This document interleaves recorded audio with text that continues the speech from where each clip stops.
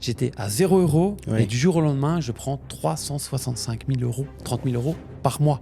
J'avais l'âge de 16 ans, un jour, mon site internet faisait entre 30 et 50 000 visiteurs par jour, sans iPhone, sans smartphone. Et un jour, McDonald's m'a appelé et m'ont dit voilà, on aimerait bien faire de la pub chez vous.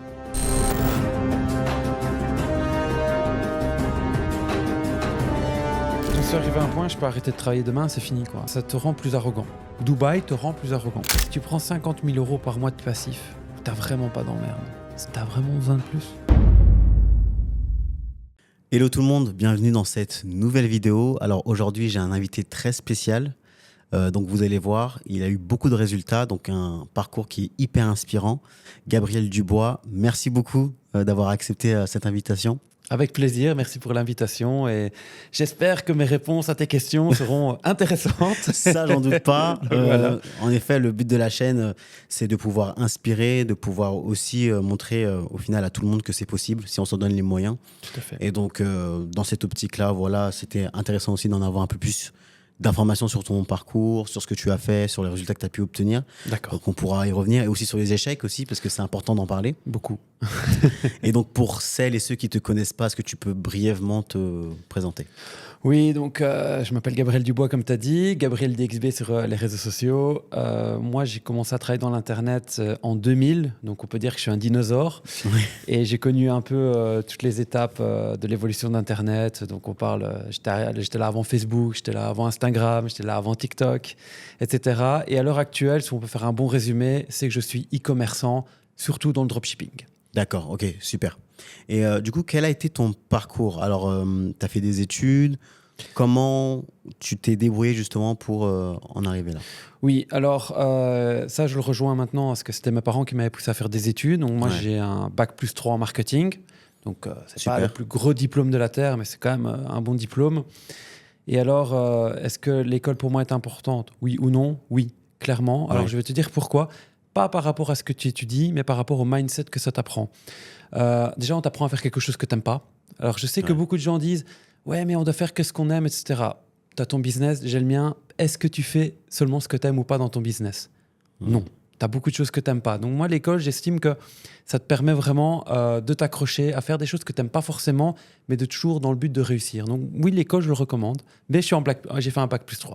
Ok, ça marche. Et le jeune Gabriel, du coup, est-ce qu'il a commencé des business très tôt ? Est-ce qu'il avait déjà cette appétence justement à faire du chiffre ? Ou comment ça a commencé ? Comment tu as pris goût justement à ça ? Alors, moi, j'ai eu beaucoup de chance. Ouais. Moi, j'ai commencé à l'âge de 13 ans.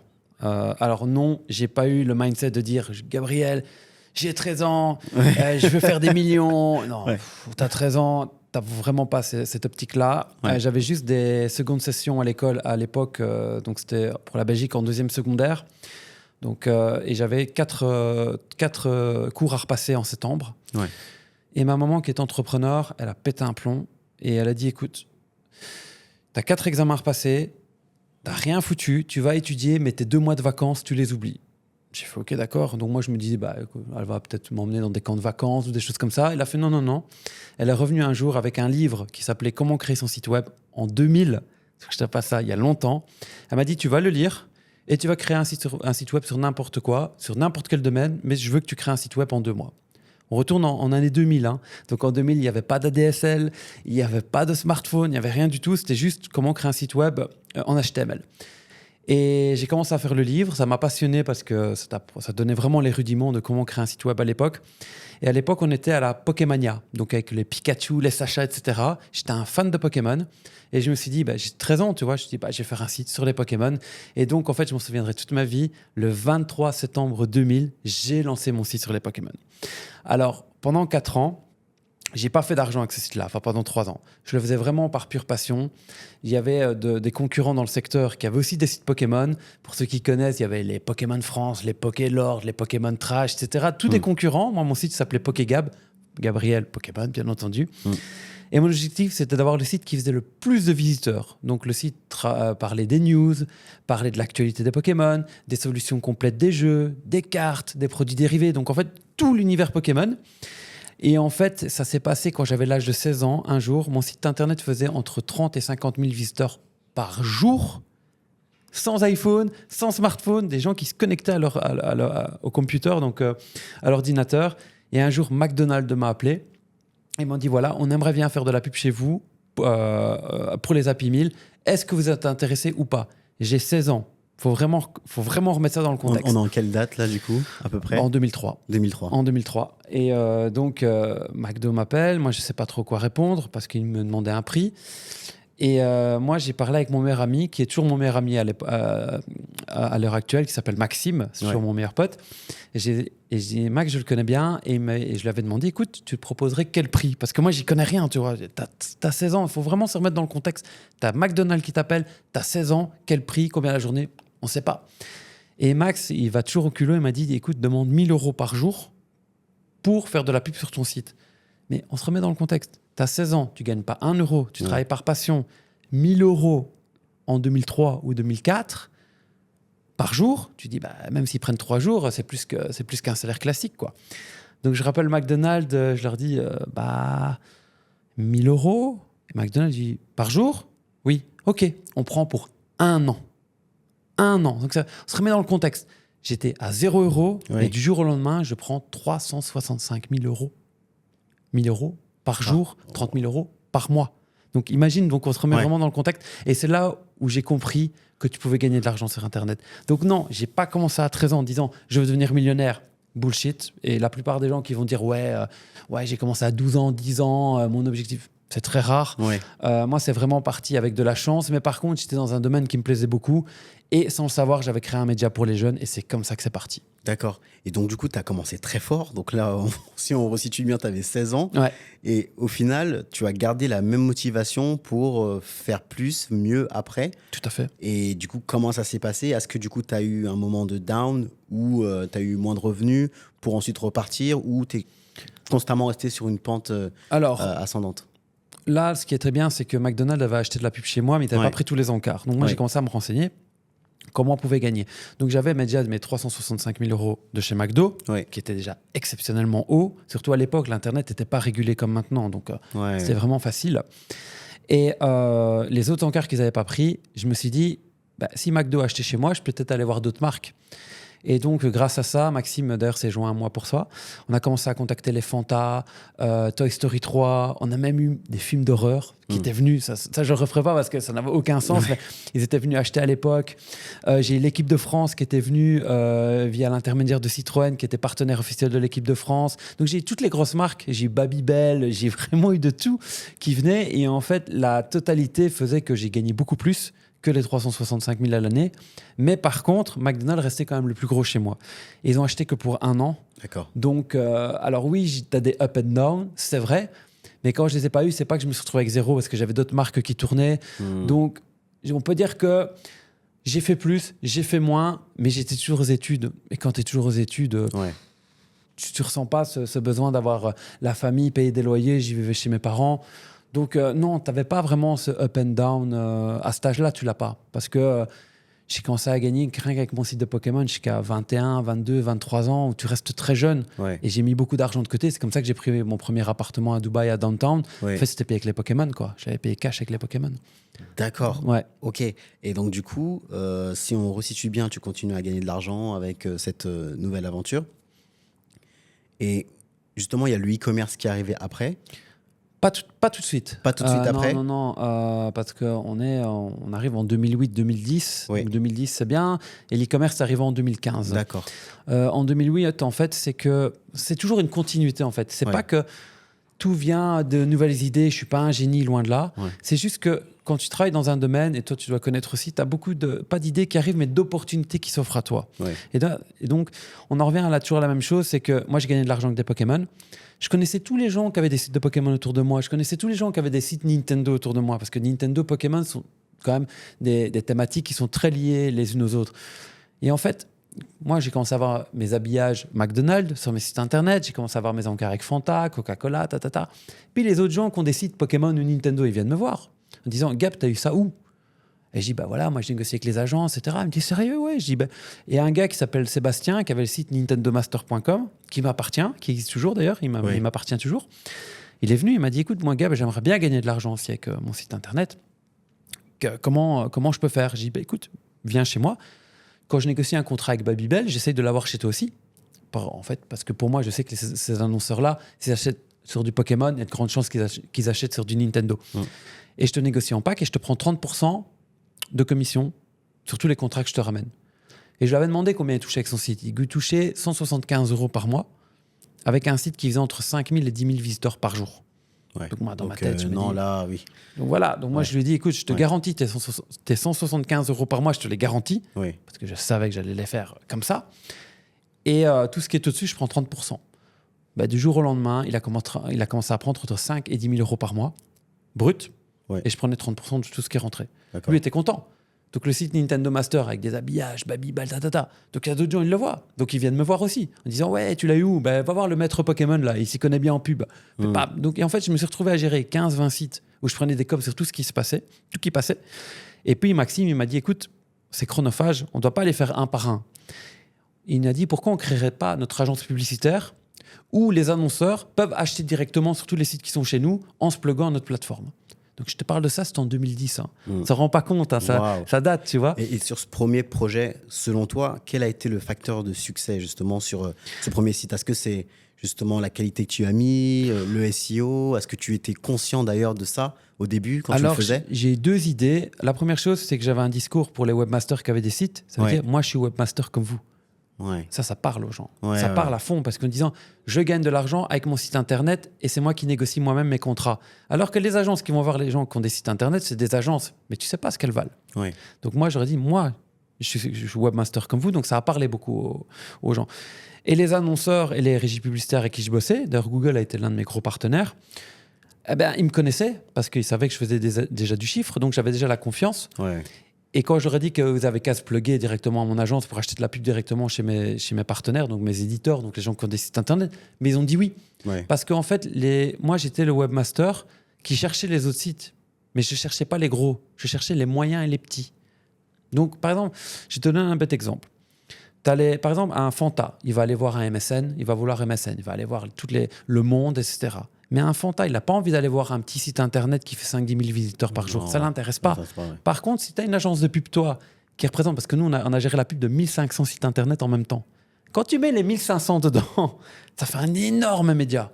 Et donc, ils sont tous venus vers moi. Tous les annonceurs sont venus vers moi parce qu'ils disaient, si on a Gap, on a tous les gros, on a tous les petits. On a tous les moyens et tous les petits. Et donc, ça a joué énormément. Et donc, en fait, ça m'a permis de me faire une grosse place sur le marché, tout simplement. Donc, en fait, j'ai vu une opportunité. Je n'ai pas eu l'idée de génie, mais parce que moi, j'étais aussi un petit moyen. Même avec mes 50 000 visiteurs par jour, tu n'es pas considéré comme un gros média. Et donc, je me suis dit, on va tous les ramener, on va faire une grosse agence. Et comme ça, tous les gros vont venir chez nous. D'accord. Donc, ça part au final d'une passion. Bien sûr. Au final, et que tu as transformé derrière en quelque chose de rentable. Et qui a pu mais c'est Maxime qui a eu l'idée, c'est pas moi. C'est juste que moi, je disais oui, c'est possible. Et je disais, justement, on avait déjà tous les annonceurs qui venaient chez les Pokémon en disant, vous êtes intéressés. C'est comme ça que c'est parti. D'accord. Donc au final, tu t'es pas juste dit un jour, tiens, je vais commencer le business. Non, tu as juste commencé les choses parce que tu le sentais comme ça au fond de toi. J'ai pas à te raconter du bullshit. Je sais que les gens ont beaucoup de storytelling là-dessus. Oui, c'est ça. Moi, je l'ai pas. Je l'ai pas. Moi, c'est parti de tout un enchaînement qui a fait que je suis arrivé là où je suis maintenant. Mais c'est pas parti en disant à 13 ans, Gab, je veux devenir millionnaire. Non, moi, je voulais juste être maître Pokémon. D'accord. Voilà. Ok. Donc là, l'empire de Gab est à ce moment-là une régie, carrément une régie publicitaire. Et donc, du coup, est-ce que tu as fait tout de suite la transition vers l'e-commerce directement ou comment ça s'est passé? Non, en fait, j'ai eu de la chance d'avoir un gars qui s'appelle John, donc c'est un Canadien, donc il travaille sur le marché américain beaucoup. Et c'est quelqu'un qui a vécu chez moi pendant 3 mois. Et donc, il est venu du Canada à l'époque, il avait 15 ans. Moi, j'en avais déjà 18 ou 19. Je pense qu'on avait 4-5 ans de différence. Et il a dit, Gab, j'ai vu un peu ton parcours, j'ai vu que tu étais un fond de Pokémon, je veux venir chez toi. Il a 15 ans, le type. Je me retrouve avec des calls avec ses parents. Parce que, imagine, le gars, il a 15 ans, il va dire à ses parents, j'ai vécu chez un gars que j'ai jamais vu en Belgique, de l'autre bout de la terre, quoi. Et j'ai eu ses parents au téléphone, ça s'est bien passé, il le sentait bien. Et ses parents lui ont dit oui, tu vois. Il est venu chez moi pendant 3 mois. Et le gars, il avait un mindset de faire de l'argent, etc. Et ça s'est bien passé. Et puis, il est retourné chez lui. Et en fait, pour en revenir à la situation, c'est que le dropshipping a commencé en 2015-2014 aux États-Unis. Ça arriva après en France. Et John, comme je m'entendais bien avec lui et qu'il s'entendait bien avec Max, il avait dit à Maxime, écoute, il y a une nouvelle tuerie qui est en train d'arriver sur le marché, c'est le dropshipping, tu dois lancer une boutique. Et Max vient me voir, il dit, écoute, il faut lancer une boutique, est-ce que tu me l'autorises à le faire? Et j'ai dit, écoute, oui, on a un projet qui est mature, donc la régie publicitaire qui est une vache à lait, le Pokémon qui devient un peu, pas un poids mort, mais qui arrive vers la fin déjà. En déclin, un petit peu en déclin. En déclin. Ouais. Et moi, j'aime bien toujours avoir des nouveaux projets pas qui tournent, mais il faut toujours faire de la recherche et développement. Ouais. Beaucoup de gens oublient, ils ont toujours leur vache à lait, mais ils font pas de recherche et développement, ce qui est une grave erreur. Parce que si demain, tu n'as plus rien qui tourne, tu vis avec quoi? Ouais. Et ça, c'est le problème un peu des entrepreneurs. Ils aiment bien, oui, j'ai la vache à lait, je travaille moins, je suis moins motivé. Non. Si tu veux vraiment durer dans le temps, il faut ta recherche et développement. Et Max, j'ai dit à Max, OK, lance la boutique de dropshipping. En combien de temps ça peut être prêt? 24 heures. Parce qu'à l'époque, c'était du drop version 1, quoi. Tu lances un Shopify, tu lances ta boutique du jour au lendemain, et pas de travail sur les descriptions, et c'est parti. Et Facebook Ads, c'était parti. Je dis 24 heures, je dis Max, fonce, teste, on s'en fout.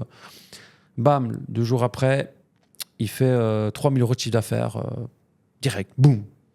D'accord. Je commence à voir le truc, je dis c'est intéressant. Et je dis Max, écoute, je garde la régie, tu parles dans le drop, 1 an, je te fais les tests, Et c'est comme ça qu'on est parti dans le drop, tout simplement. Waouh, ok, d'accord. Donc encore une fois, c'est malheureux, l'idée n'est pas de moi. Tu comprends? Par contre, j'ai toujours saisi les opportunités. Bien sûr. C'est ça qui fait la grande différence. Tu as beaucoup de gens qui ont beaucoup d'idées, mais ils font rien avec les idées. Par contre, tu as des gens comme moi qui ont peut-être un peu moins d'idées, mais qui vont optimiser un projet à fond. Et c'est un peu toujours ce que j'ai fait, en fait. D'accord. Et donc, selon toi, sur les projets, les idées comme ça, c'est quoi ton point fort? Est-ce que c'est l'exécution? Est-ce que justement, c'est la rapidité? L'analyse. Okay. Ça veut dire que, par exemple, Maxime, la première année où il a fait du drop, on a fait 1 million de chiffre d'affaires. Ce qui était pas mal. 0 € de bénéfice. Ah oui. Parce qu'il y avait les achats de pub, les achats de produits, mis bout à bout, le refund. Et en fait, quand on avait fait les calculs, je dis Max, t'as fait 1 million, c'est bien, mais on n'a rien qui reste dans la boîte. Et tu vois, ça, c'est quelque chose, une idée claire de ton business. Et puis, tu commences à regarder ce que fait la concurrence. Puis, tu regardes en pub, tu deviens meilleur. Comment tu achètes tes publicités à 30 cents du clic, comment tu descends à 10. Tu vois, c'est toutes ces choses-là. Et en fait, la force qu'on a, moi et Maxime, c'est que on comprend l'opportunité du marché, on comprend les faiblesses, on remplace comment on arrive à pallier à ces faiblesses, et de faire en sorte que tes faiblesses deviennent une force. Tu vois, moi par exemple, à l'heure actuelle, les concurrents dropshipping, c'est marrant, mais ils disent toujours c'est le petit dropshipper du coin, ton concurrent. Mais en fait, non, ton concurrent, c'est Amazon, c'est Temu, c'est ses discounts, c'est Boulanger, etc. Et c'est ces gars-là que tu dois surveiller. Et à partir du moment où tu comprends ta force ou ton positionnement par rapport à tes concurrents, ça te permet, toi, de tenir sur le marché. Quand j'avais une régie publicitaire, mes concurrents, c'était Microsoft Ads.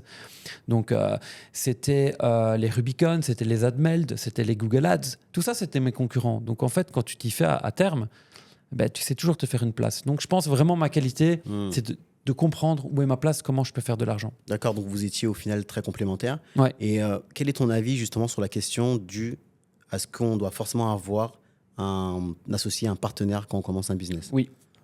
Alors, pas forcément pour commencer un business. Les Pokémon, c'était moi. Maxime n'avait pas de part dedans. Donc, par exemple. Par contre, oui, je pense que tu as besoin d'un associé qui a une vision différente de toi. C'est pas parce que moi, j'ai une vision qui est à droite que j'ai raison. Parfois, une autre vision peut être bonne aussi. Donc, moi, je suis dans une optique de dire que si tu as quelqu'un qui est totalement différent de toi, avec une autre vision, avec d'autres qualités que toi, avoir un associé va te faire aller beaucoup plus loin. Moi, je préfère avoir 50-50 sur 20 millions d'euros que d'avoir 100% sur 1 million d'euros. Et ça, les gens, ils ont du mal à le comprendre. Par contre, un associé qui a le même mindset que toi ou qui a les mêmes qualités que toi, alors il est inutile. Ça ne sert à rien. Donc, il te faut vraiment 2 personnes différentes et complémentaires. D'accord. Ce qui te permet d'avancer plus loin, forcément. Donc, ne pas justement se partager justement une plus grosse part du gâteau que plutôt d'avoir tout le gâteau, mais d'avoir une part qui est beaucoup plus réduite. Donc, par exemple, Maxime est fort en Facebook Ads, il est fort en native, donc Outbrain, Taboulette, etc. Moi, je suis très fort en Google, je suis fort en Pinterest Ads. Je ne sais pas faire de pub Facebook Ads, mais Maxime ne sait pas faire une pub Google Ads. Parce qu'on sait bien qu'on est à 2 à la vie à la mort. Donc, c'est tout. Donc, ça se passe comme ça. Donc, il n'y a pas besoin d'apprendre les mêmes compétences. Et tu vois, on en a tellement une confiance entre nous deux qu'on n'a pas besoin de dire je dois vraiment comprendre ce qu'il fait. Il gère tout le service après-vente des boutiques. J'en sais rien de comment ça fonctionne. Mais il ne sait pas corriger une fiche produit. Tu vois, il sait pas, parce que c'est pas grave. Ça sert à rien d'avoir les mêmes capacités. Ouais, il faut savoir justement pouvoir se compléter là où il faut. C'est Et ça. aujourd'hui, sur votre boîte, vous êtes uniquement deux?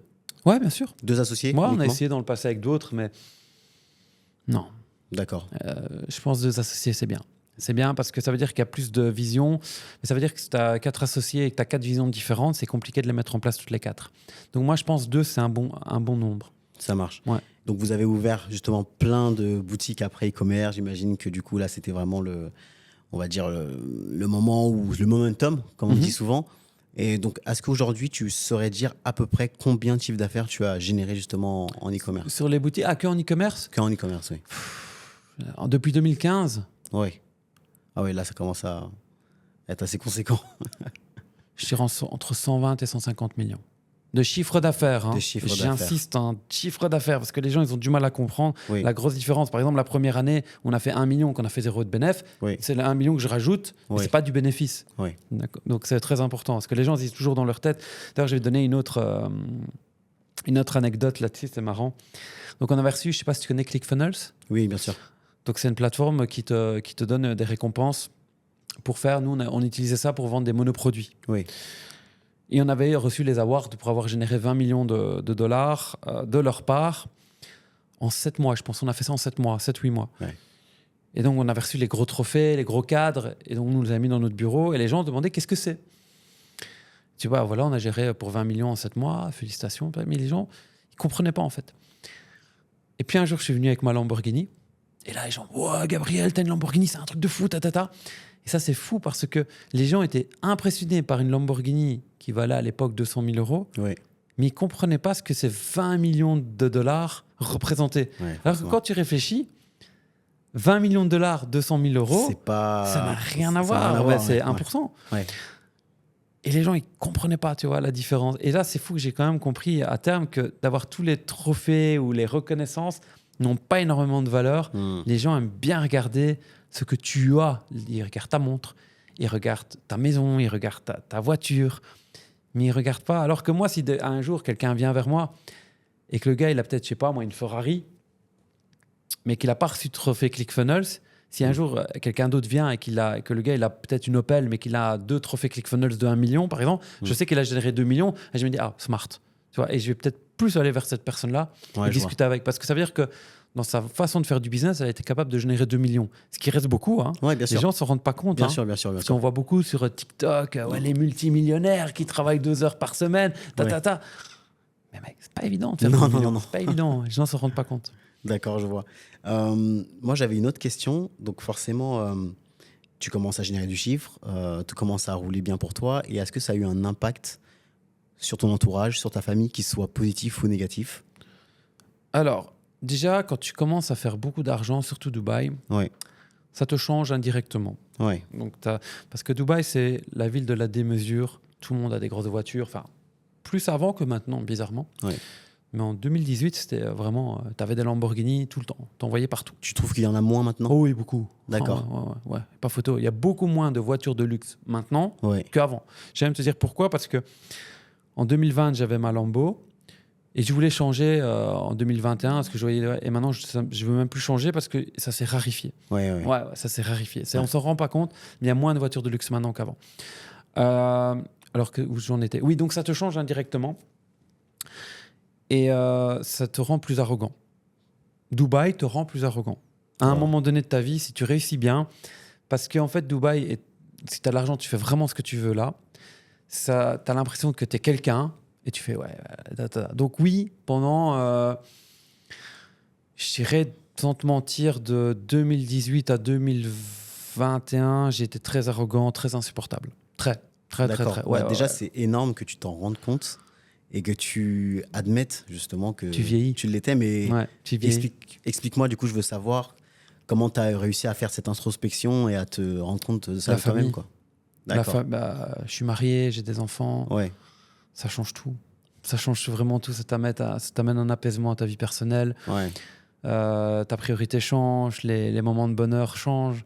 Le matériel, c'est bien, hein, c'est pas ça. Je suis toujours un peu dans le matériel, quoi qu'on en dise, mais c'est plus pareil. Tu cherches autre chose, tu cherches plus à impressionner les gens, tu t'en fous. Si tu es heureux, que ton fils est heureux, que ta femme est heureuse, What else, tu vois, t'es content. Alors, au niveau de ta famille, pareil, bah, ils te voient à ce moment-là avec les quartiers, les Rolex, les bazars. Tu sais, ils disent, ouais, Gabriel arrogant, c'est normal. Ouais. Toi aussi, même, tu le vois différemment. Donc, ça se sent. Donc, ouais, ça a un impact. En fait, tu es un peu pris dans cet engrenage où justement il y a beaucoup de gens qui font ça et tu te dis que pour exister aussi. Non, même pas pour exister. Tu deviens arrogant Tu deviens naturellement. arrogant, naturellement. Ouais. C'est pas. J'ai pas que je vais te chercher des excuses. Non, tu es juste. Ouais, j'ai une Rolls, regarde. C'est pas. T'as envie de montrer. Ouais, j'ai la Rolls. Ouais, j'ai ci, j'ai ça. Ouais. Au final, je faisais des restos à 800, 1000 euros, 1500 euros de notes. Pourquoi au final? Rien. Juste pour montrer que tu étais dans l'endroit le plus classe de Dubaï. Au final, on s'en fout, tu vois. Fais plaisir à quelqu'un qui le mérite. Tu vois, donc non. Ouais. Parce que sur tout ce que tu as accompli, tu as réalisé tous tes objectifs? Oui. J'en suis arrivé à un point, je peux arrêter de travailler demain, c'est fini, quoi. J'ai fini. On en discutait encore avec Maxime et Jody, que tu connais peut-être, qui est quand même assez connu aussi. Et si tout le monde me pose la question maintenant, Gab, parce qu'ils le savent que j'ai accompli beaucoup, j'ai de l'argent, je vais pas te mentir. Et c'est vrai que j'en suis arrivé à un point où maintenant, j'ai envie de faire plaisir à ma femme. J'ai atteint, au niveau objectif financier, objectif de vie, au niveau luxe et tout, j'ai atteint, je pense, oui, je pourrais avoir une meilleure Ferrari, oui, je pourrais avoir une meilleure Lambo, mais ça change plus grand-chose. Tu comprends? Donc, j'en suis plus à un point de dire, ouais, non, je suis bien. Je suis content qu'à mon âge, j'ai 38 ans, de me dire, ma vie peut être finie si je veux. Si demain j'ai envie d'arrêter de travailler, je peux arrêter, j'ai fini. Et de me dire que je peux vraiment passer ma vie à me faire plaisir, jouer au basket, comme tu le sais, profiter, partir en vacances, tout en travaillant toujours beaucoup, hein, mais j'ai plus cette pression financière en fait. Je l'ai plus, c'est fini. Oui, d'accord, je vois.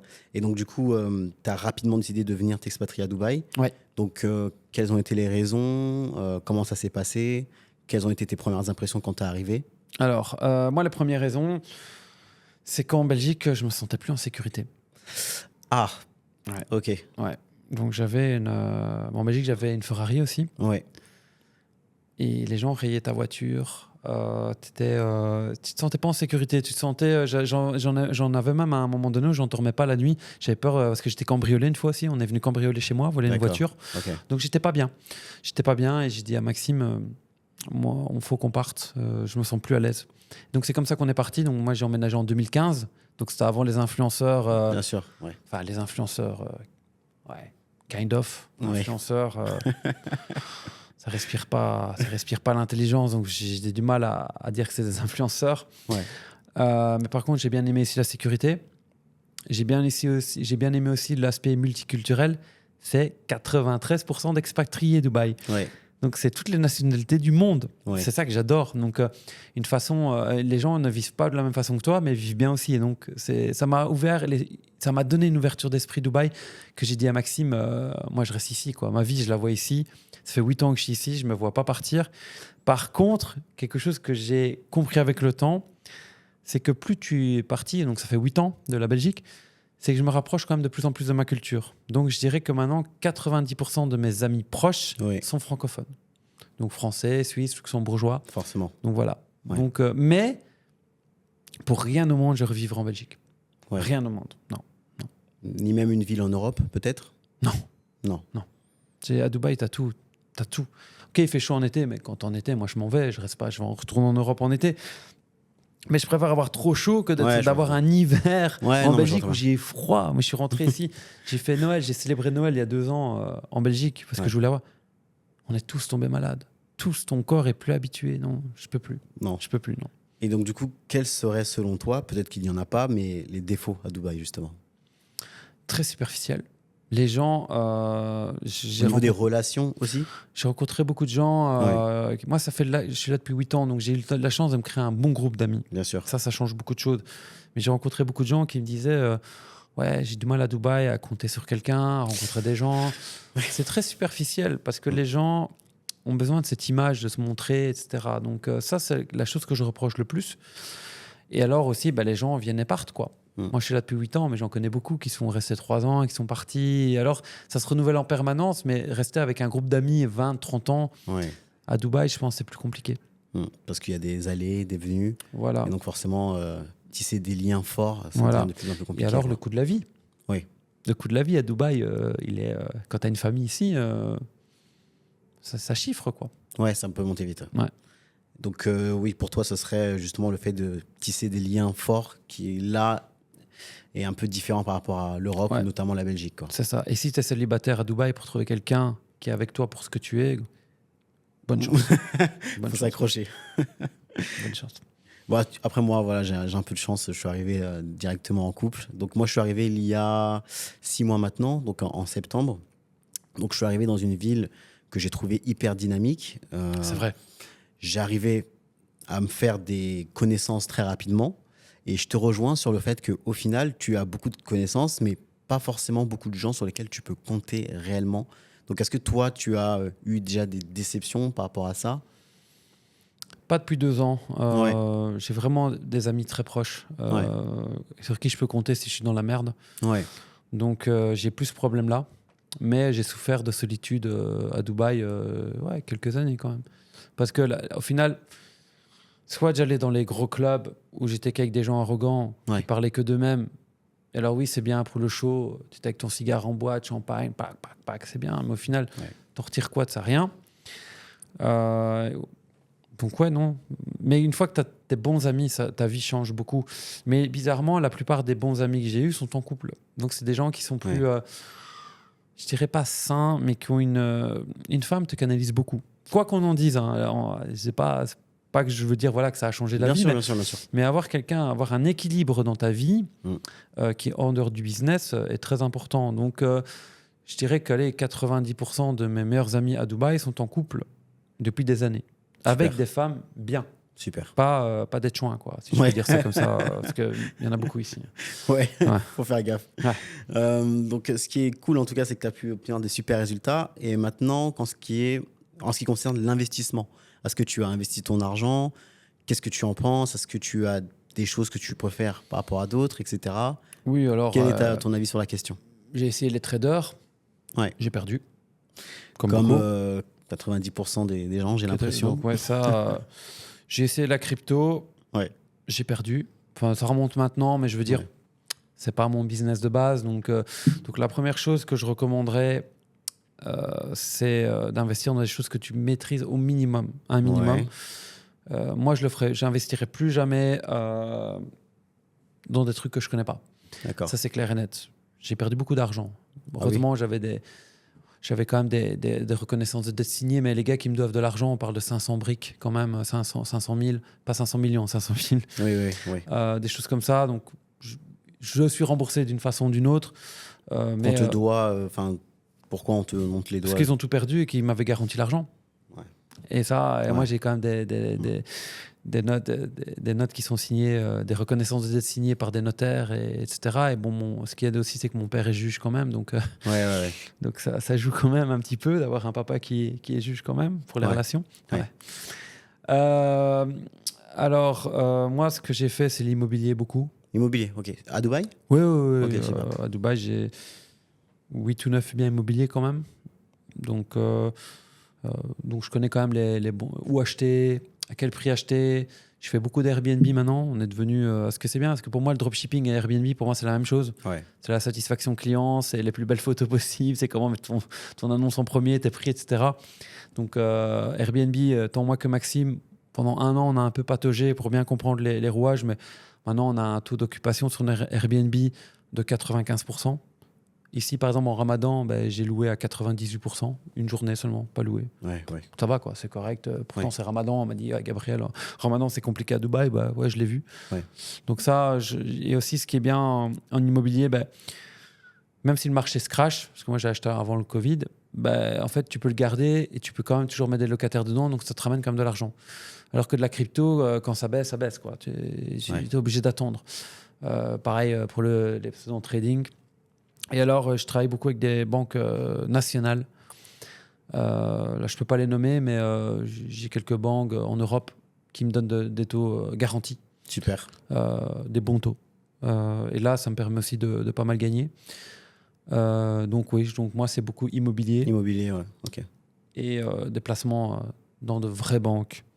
Pas des gens bizarres qui te montrent qu'ils ont des Rolex, qui travaillent jamais au bord d'une plage et qui te garantissent de l'argent. On est merveille. Ouais, l'autre chose aussi, c'est peut-être le petit conseil que je peux vous donner, parce que moi, ça fait longtemps que j'investis plus là-dedans, dans tout ce qui est trading, etc. Il y a 2 choses qui te permettent de savoir où tu vas un peu avec la personne. La première chose, c'est est-ce qu'elle travaille beaucoup. Si elle ne travaille pas et qu'elle est toujours en vacances, ça veut dire qu'elle ne suit pas forcément ce qui se passe, ou ça veut dire qu'elle a délégué à quelqu'un et que tu ne sais pas à qui c'est. Donc ça, c'est dangereux. Et la deuxième chose, c'est des taux 10% par mois, 15% par mois, 8% par mois. Ça n'existe pas. Pas en tout garantie. Ouais, ça n'existe pas. Bon, j'espère que vous prenez beaucoup de notes parce que là, c'est de la valeur gratuite. On essaye. Alors du coup, nous, on a eu l'occasion de faire du basket ensemble. Oui. On a même toujours l'occasion d'en faire. Toujours. Donc ce que j'ai pu remarquer en effet, c'est qu'il y avait un mindset de winner. Ouais. On joue pour la gagne. Je suis un peu comme ça aussi. Donc se dépasser pour avoir les meilleurs résultats possibles, ce qui est hyper cool, enfin, en tout cas de mon point de vue. Maintenant, concernant justement ton mindset et tes habitudes, est-ce que tu as mis des choses en place pour être plus performant au travail? Explique-nous comment tu fais. Ouais. Alors en fait, c'est simple. J'ai 4 jours de routine. Du lundi au jeudi, je fais la même chose. Alors je sais, ça fait rêver personne. D'accord. Lundi matin, je me lève, je vois toutes mes stats de pub. Oui. Ça me prend quelques heures parce que c'est Google, plusieurs boutiques, etc. Oui. La deuxième chose, c'est quoi? Je reçois quelles sont les meilleures ventes de la semaine de mes assistantes de chaque domaine, Boum, les meilleures ventes de la semaine. J'envoie un message à Max. Ça, tu dois me lancer ça en Facebook Ads. J'envoie à mon autre assistant. Tu dois préparer ça en Pinterest Ads. J'ai une autre assistante. Tu me prépares les pubs en Google Ads. Tac. Donc, ça part partout. Ensuite, une fois que c'est fait, j'envoie aussi les meilleurs produits de la semaine à mes gens qui font de l'emailing. Il faut préparer toutes les campagnes. Ça a l'air con. D'accord. Et ça part. Donc, tu changes de produit régulièrement, du coup? On fait un emailing tous les jours. Ah oui, donc, disons que les 7 produits qu'on a mis marché la semaine d'avant partent tous les 7 en emailing. D'accord. Et ça a l'air récurrent, ça a l'air chiant. Ouais. Mais moi, l'emailing représente plus de 20% de mon chiffre d'affaires. D'accord. Donc, c'est très bon. Pour ta marge bénéficiaire, c'est très bon. Et l'après-midi, le lundi, je ferai de la recherche de winner. Ouais. Pourquoi? Parce que, gars, pourquoi tu fais ta recherche de winner?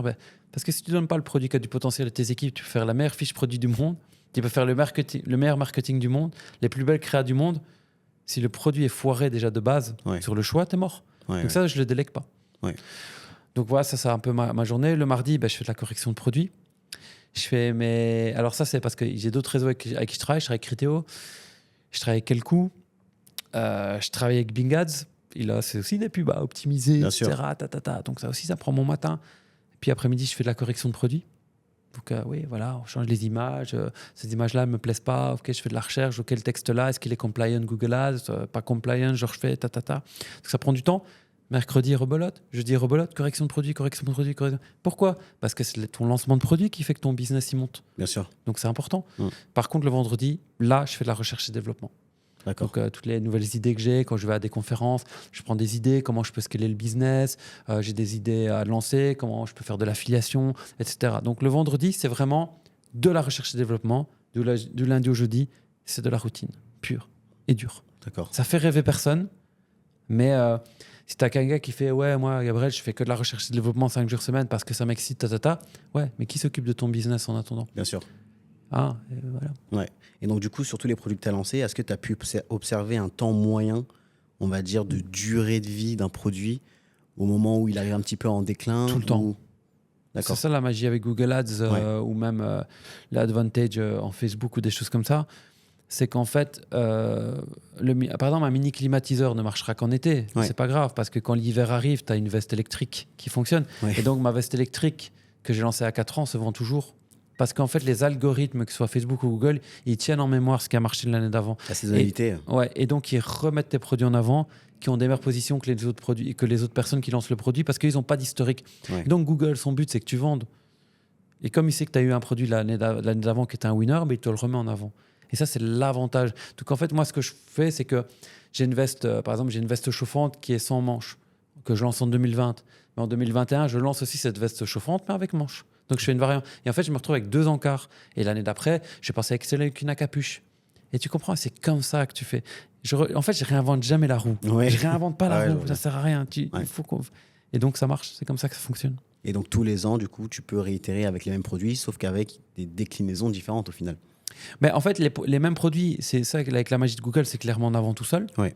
Et moi, j'en lance de nouveaux, Ouais. vu que je fais ma recherche de winner. Et en fait, le produit qui apparaît dans les winners, mais que j'ai déjà, je ne le relance pas. Mais par contre, j'ai toujours une déclinaison qui passe en winner de cette année-là et je la lance aussi. D'accord. Et est-ce que tu aurais un tips à donner pour un débutant qui, lui, voudrait trouver son winner? Selon toi, ça serait quoi les steps? Les steps, alors moi, je lancerai toujours une campagne Google Shopping en premier. Parce que je sais que tout le monde part en Facebook Ads, il faut lancer 200-300 euros. Ouais. C'est délicat parce qu'en Google Shopping, c'est bien parce que déjà, si tu lances un produit en Google Shopping et que tu vois que tu n'as pas de clic dessus, Ouais. c'est que tu vois qu'il n'y a pas de demande. Ouais. S'il n'y a pas de demande, ça ne sert à rien de le lancer en Facebook Ads. Ouais, Y a pas de, tu gagnes du temps. Si tu vois par contre qu'il y a beaucoup de clics dessus mais que tu ne le vends pas, ça veut dire que ta fiche produit n'est pas bien faite. Vu qu'il y a de la demande. Si tu as un clic sur cette pub-là, c'est qu'il y a de la demande, vu que c'est du Google. Donc, je parle du shopping qui apparaît en haut. Donc, c'est qu'il y a de la demande. Donc, c'est que tu ne vends pas. Donc, là, tu ferais. Donc, moi, ce que je ferais, c'est vraiment en campagne Google Shopping. Je mets 5-10 produits dedans. Oui. Je lance les 10 produits. Si tu foires les 10, c'est ça, c'est que ta boutique n'est pas bonne. Ouais. Si tu envoies un qui passe, tu la laisses en Google Shopping dedans et je la lance en Facebook Ads. Je sais qu'elle fonctionne, vu qu'elle a marché en Google Ads. D'accord. Donc, toi, tu as la démarche inverse qui est de dire d'abord le valider sur Google Ads, ensuite d'aller sur Facebook Ads. Avec 50 € de budget, je peux te dire si j'ai un winner ou pas. Super. Ouais. Et qu'en est-il de TikTok Ads, Snapchat Ads? C'est pareil, là, ça part en monoproduit avec des vidéos. Oui. Donc en fait, une fois que j'ai mon winner en shopping, j'en vois partout. D'accord, ok. Ouais. Et là, tu es vraiment en scaling, là, du coup. Ça dépend, parce que, par exemple, tous les réseaux ont des CPC différents. Oui. Si par exemple en Facebook Ads, en Google Ads, j'arrive à avoir mon clic à 20 cents, mais qu'en Facebook Ads, je suis à 2 € du clic, ça a moins à m'adapter. Parfois, Max me dit, écoute, à 50 cents, j'ai plus de trafic, c'est trop faible. Tant pis, je lui dis, laisse tomber. On va lancer plein. De toute façon, on lance tout le temps. Par contre, quand il me dit, ouais, Gab, en vêtements, j'arrive à avoir 10 cents du clic en Facebook Ads, continue. Parce que ça marche, il n'y a pas de vérité universelle. Aussi, ton clic dépend aussi de la concurrence sur le même produit. Une veste chauffante, tu as beaucoup de concurrence. Par contre, parfois, j'ai lancé c'était marrant, c'était 2 couverts en plastique pour bébé. Sur les couverts, tu avais des voitures dessus, tu vois. Oui. Il n'y a pas de concurrence là-dessus. J'ai acheté à 4 cents du clic. Et j'ai balancé ça. Et en fait, les parents, ils ont surkiffé parce que la plupart des petits garçons, ils adorent les voitures. Oui. Il n'y a pas de concurrence. J'ai raflé le marché. D'accord. Donc, tu vois, il n'y a pas de vérité universelle. C'est pour ça que j'ai dit que tu dois rester dans ton business pour bien comprendre ce qui se passe. D'accord. Quand Temu est arrivé, Temu, pour ceux qui disent en France, ils ont mis une grosse claque sur le marché. Parce que c'est un milliardaire qui n'a pas besoin de faire de la rentabilité, donc il a tué le marché. Donc moi, ça m'a forcé à revoir mes publicités, d'aller là où il n'y était pas, pour pas qu'il me bouffe. Mais si tu ne connais pas ton business, si tu n'es pas dedans au quotidien, tu fais comment? Donc, ton plus gros vecteur de trafic aujourd'hui, c'est Google Ads? Ouais, de loin. Donc, tu dépenses beaucoup, du coup, chez Google Ads? Ouais, 1,5 million par mois, pour l'instant. 1,5 million de dépenses chez Google Ads. Donc, j'imagine que tu as même ton contact. Ah oui, bien sûr. D'accord, qui t'aide justement à Dublin, je le vois une fois par an, on va dans ses bureaux. Stripe, pareil, on va dans leur bureau à Dublin. Ouais, en fait, on a des relations de confiance parce qu'on travaille ensemble depuis 2015. Google, je travaille quand j'avais mon agence de pub d'avant, MediaClick. Donc, eux, ils travaillent avec moi depuis 2010. Ouais. 14 ans. Ils savent qui on est, ils savent qu'on n'a jamais disparu. Ouais, bien sûr. Ouais, que vous êtes là pour rester. Ça marche. Et donc, du coup, aujourd'hui, comment tu vois le futur dans ton business? Quels sont les prochains steps, les prochains objectifs? Qu'est-ce que tu aimerais atteindre? Comment tu vois la suite du business pour toi aujourd'hui? Alors, la réponse ne va pas te faire plaisir, mais moi, j'envisage de me retirer petit à petit. D'accord. Parce que j'ai plus cette pression financière. Ouais. Donc, en fait, j'en suis arrivé à un point où, est-ce que, admettons, si je prenais, je sais pas, moi, 10 millions de plus par an, est-ce que mon bonheur serait meilleur? Peut-être de 5%, peut-être de 6%. Au lieu de m'acheter des voitures, peut-être j'achète des yachts. Peut-être. Mais est-ce que mon bonheur monte? Peut-être de 5%. Par contre, mon degré d'emmerde, il va monter de 300%. Forcément. Et j'en suis arrivé à un point où moi, j'ai besoin d'une stabilité entre mon bonheur et l'argent. Et comme j'ai plus de pression financière à l'heure actuelle, ou quasiment plus, aussi peut-être pour acheter plus d'appart,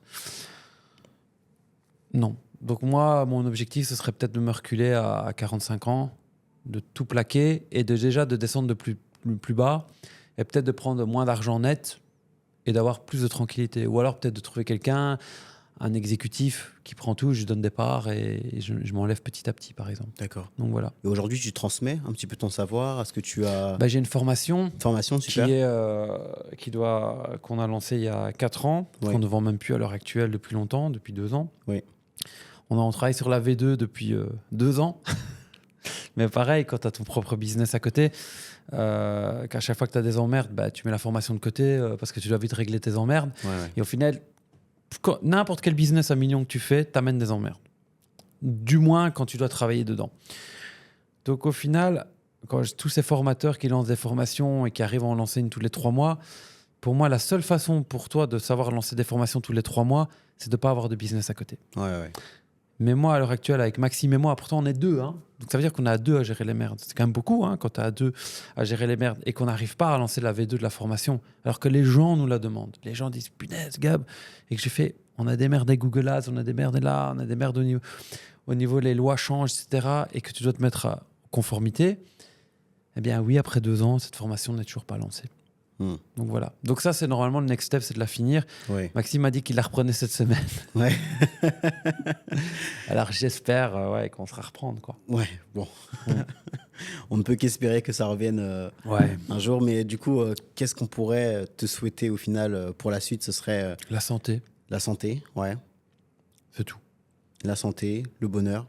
Ouais, mais ça, je l'ai déjà. Donc, la santé aussi, tu vas me dire. Comblé aujourd'hui?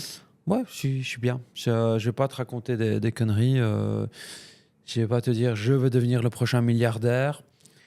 Je pense que tu as envie de devenir milliardaire quand tu as 25 ans. Ouais. Et puis tous les gens qui ont fait vraiment du cash, quand je te parle du cash, c'est vraiment des gars, ils ont fait 30, 40 millions à l'année. Ils sont tous à le même stade de la vie maintenant et ils se disent, on s'en fout. Ouais. En fait, tu dois te dire la question, est-ce que... On a même réfléchi, c'était mes parents avec 2 potes qui sont vraiment très riches. Ouais. Si tu prends 50 000 euros par mois de passif, où tu n'as vraiment pas d'emmerde, avec 50 000, tu as vraiment besoin de plus? Est-ce que quand tout est payé, ta maison est payée, tout, tu n'as plus rien, tu as tout, est-ce que tu as vraiment besoin de plus? Parce que du coup, tu connais des personnes qui ont le même état d'esprit que toi, qui ont gagné beaucoup d'argent, qui au final aujourd'hui se disent... On en est tous au même. Est tous au même, ouais, disant, fini. J'ai pas envie d'arriver à 60 ans et de me dire, ouais, ok, j'ai 4 milliards sur mes comptes, et quoi? Ouais. Et quoi? Et après, je meurs et je vais quand même pas partir avec mon argent dans ma tombe. Et je vais quand même, j'ai pas envie de manquer tous les bons moments avec mes enfants ou ma femme. Pourquoi? Pour de l'argent. Après, quand tu as vraiment atteint ce niveau, que tu dis, j'ai des voitures, j'ai tout, j'ai des maisons, j'ai tout. J'en sais un point où mon degré d'emmerde sera trop évolué, trop grand par rapport à mon degré de bonheur. Et ça, je veux pas. Et j'ai un pote, il a une société qui vaut quand même 3 milliards, quoi. D'accord. Et je vais te donner une bête idée. Et j'ai dit, putain, 3 milliards, pourquoi tu te recules pas? Il disait, il faut déjà trouver la personne qui sait mettre 3 milliards sur la table. Déjà, Et ça, c'est vrai. Et il me dit, et quand ta société elle vaut autant, tu as plein de concurrents, des milliardaires qui arrivent aussi sur ton marché pour essayer de le prendre. Et il dit, tu es toujours stressé, tu es toujours fatigué. Et il me dit, moi, tu sais, il m'a même dit, je pensais, il m'a dit, même à 50 millions, si j'exite, j'exite. Parce que j'ai dit, j'en ai marre, je veux vivre. Le gars, il a 33 ans. C'est le Canadien. Et quand tu étais plus jeune, tu avais ce même état d'esprit ou tu... Non, je voulais, milliardaire, concurrence à Amazon, je veux tuer tout le monde, je veux le gars qui a le plus... Ouais. Et tu te rends compte au final que... tu te rends compte au final que tu travailles 15 heures par jour et puis quoi? Ta vie, c'est pas pour ça, elle n'est pas faite pour ça. Enfin, si, quand tu gagnes 3 000 euros par mois, bien sûr, tu dois travailler parce que tu as cette pression financière. Bien sûr. Mais quand on arrive à un point où tu as déjà tout acheté, que tu as déjà tout eu, tu t'en fous, quoi. Même, admettons, tu as le nouvel iPhone qui sort. Avant, quand j'avais 25 ans, j'avais même un iPhone en or. Il était en or. Ouais. C'était pas une coque, l'iPhone était en or. Qu'est-ce que ça t'a apporté au final? Des interférences sur ma 3G parce que l'or, je te jure, putain, je disais quoi sur... Connerie, tu vois. Ouais. Ça n'arrive à rien, tu vois. Là, ouais, tu vas voir la toute dernière Ferrari, j'en connais même, ils mettent leur Ferrari en or. Ok, pourquoi? Ça fait kéké, tu vois. Enfin, je suis désolé, mais c'est pas méchant, mais bon, tu vois, non, je sais plus, non. Ok, super. En tout cas, merci pour toutes ces infos. Merci pour m'avoir invité. hyper intéressant. Puis, je voulais aussi accentuer sur l'aspect mindset aussi, même l'état d'esprit. Comment tu te sentais aujourd'hui? Parce que c'est bien, on a des ambitions, on veut faire beaucoup de choses, mais il faut savoir prendre le recul par rapport aux personnes qui ont atteint, si tu veux, le niveau qu'on veut avoir, et pour simplement aussi se remettre à sa place et aborder les choses avec plus de sérénité, quoi. Ouais, maintenant aussi un autre truc, j'ai vu beaucoup de gens que je connais qui ont 45-50, qui ont beaucoup de regrets dans la vie. Ouais. C'est ça aussi qui m'a fait moi revoir mes positions. C'est des gens qui ont 50 ans, pas d'enfants, divorcés. Ils me disent, c'est gars, j'ai 50, je suis riche, au final je suis tout seul. J'ai pas profité. Ouais. Ma femme est partie parce que je travaillais trop, etc., etc. Et alors, il y a aussi beaucoup de gens qui veulent toujours avoir plus que ce qu'ils ont. Ça, c'est un gros défaut. Moi, à un moment donné, à 30 ans, même encore à 32 ans, je voulais avoir 15 voitures devant chez moi, une maison, une mansion de 20 chambres. Et au final, pourquoi? C'est pas ça, hein. J'ai quand même 4 voitures, c'est déjà beaucoup. Ouais. Tu connais les voitures que j'ai. Ouais. J'ai une énorme maison de 600 mètres carrés, full luxe à l'intérieur, mais pourquoi? Et ces gens-là qui, même en ayant ça, moi je me dis, ben voilà, je suis content. C'est bon, j'ai assez. Oui, je pourrais avoir plus grand. Oui, je pourrais avoir du 1200 mètres carrés. Oui, je pourrais avoir 20 chambres. Mais pourquoi, à un moment donné, tu n'iras quand même pas dans les 20 chambres? Moi, je vais toujours dans la même chambre, la mienne. Je vais toujours dans la même salle de bain. Et pourtant, j'ai 7 salles de bain chez moi.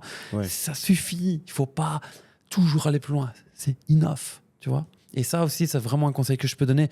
Si tu as déjà une belle voiture, tu n'as pas besoin d'en avoir 10. Ouais. Tu n'as pas besoin, même si le gars il a la dernière Lambo et que tu en as déjà une, c'est bien. Sois content, on va pas toujours plus haut. Voilà. Et ça, c'est un truc que j'ai beaucoup de mal à apprendre. Et qu'aujourd'hui, tu as complètement conscience de ça. Bien sûr, c'est déjà bien.